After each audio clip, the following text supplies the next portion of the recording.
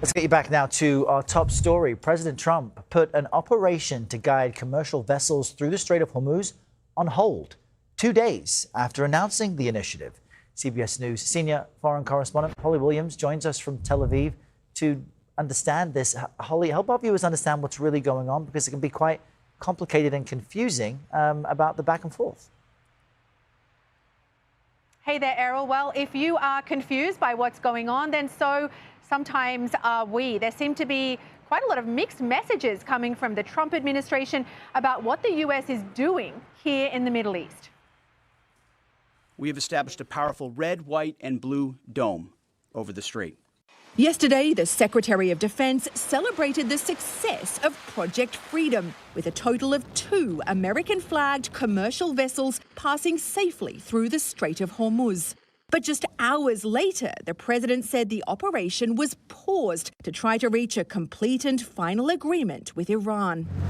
More than 1,500 ships remain stranded by a waterway that used to carry around 20% of the world's oil. And Iran insists that it is still in control of the strait. Is it fair to say that this war has effectively given Iran a powerful bargaining chip? Yeah, I think that's in the big picture. Grant Rumley is a former Middle East advisor at the Pentagon. The U.S. can block 9 out of 10 shots, but if one of those Iranian vessels gets through and scores a hit, it has a large and disproportionate symbolic effect. The U.S. says the Iranian military tried to disrupt Project Freedom, including with cruise missiles and boats. But the president and other officials maintained yesterday that the ceasefire with Iran was still in place. They know what to do, and they know what to do. They know what not to do, more importantly, actually. To add to the confusion, while Trump has said that fighting could resume with Iran, yesterday the Secretary of State seemed to contradict him. The operation is over. Epic Fury, as the president notified Congress, we're done with that stage of it. What's the big picture here? Well, Iran, we believe, still has its stockpile of enriched uranium. It's managed to paralyze shipping through a critical waterway, and now the U.S. may be backing off an operation to try to reopen the Strait of Hormuz. Errol. Holly Williams in Tel Aviv. Thank you, Holly.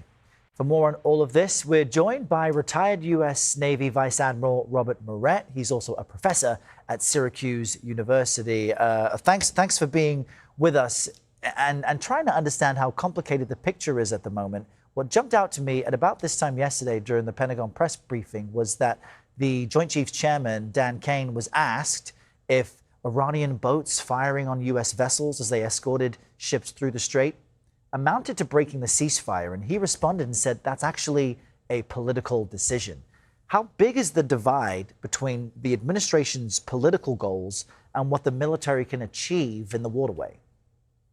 Yeah, Errol, great question. And as a first full disclosure, I spent a lot of time on the Joint Staff working for General Kane's predecessors. And, any chairman of the Joint Staff will try to limit themselves to what's described as military advice, which is a key component, what we look for from our senior military leadership. So I think there does have to be a firewall between the senior military leadership, all of us that have served in that capacity, and the political leaders that are elected by the country who make those decisions. And I would support General Kane in his answer. I think he was trying not to wade into that and stick to the kinds of responsibilities we associate with the chairman of the Joint Staff. We also heard a different tone from Defense Secretary Hegseth in saying that this freedom operation of escorting vessels, which has now been ended by the president, was brief, that it was limited, much different than his language over the past few weeks when he's been counting just the number of munitions and the number of attacks that the U.S. has taken.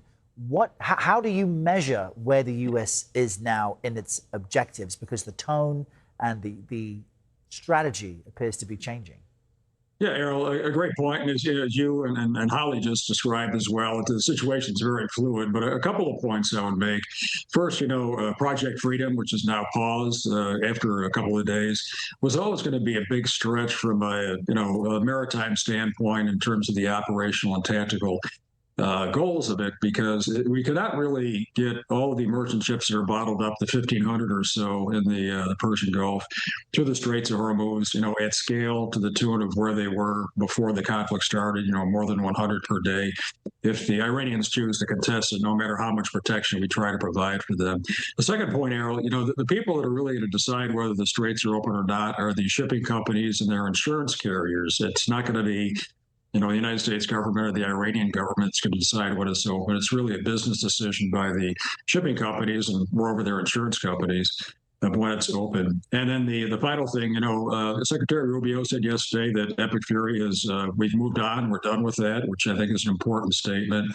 And hopefully will lead to what the press reporting we've seen this morning is on a draft memorandum of understanding between the United States and Iran, which is being scrutinized now, relative to reopening the straits and also pausing enrichment by the Iranian government.